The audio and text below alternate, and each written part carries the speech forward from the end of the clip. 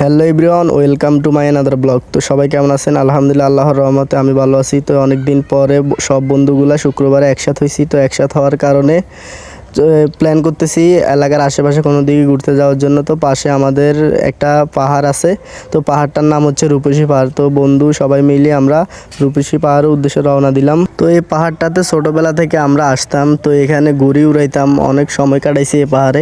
তো এখন বড় হয়ে যাওয়ার কারণে প্রায় আসা হয় না। আবার দিনে দিনে পাহাড়গুলা চারপাশ থেকে কাটিয়ে মাটি সমান করে ঘর বাড়ি তুলে ফেলতেছে, এই কারণে এই পাহাড়গুলোতে যায় আগের মতো আর ভালো লাগে না। তারপরও অল্প কিছু জায়গা খালি আছে, তার কারণে পাহাড়টাতে ঘুরতে ফিরতে অনেকটা মজা লাগে। তো আমাদের এই পাহাড়টাতে আশেপাশের মানুষ অনেক ভিড় করে আসি।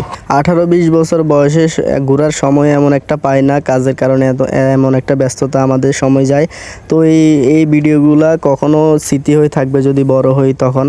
তো এই কারণে ভিডিওটা করা। আমাদের এখানকার যে পাহাড়টা আছে রূপসী পাহাড়, এই পাহাড়টা খুবই একটা উপরে, অনেক উঁচা। তো এই পাহাড়টা উঁচার কারণে পাহাড়টা খুবই সুন্দর লাগে।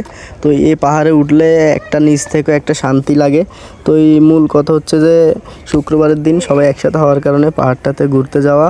তো এই সবাই ভালো থাকবেন, সুস্থ থাকবেন। আল্লাহ হাফেজ, আসসালামু আলাইকুম।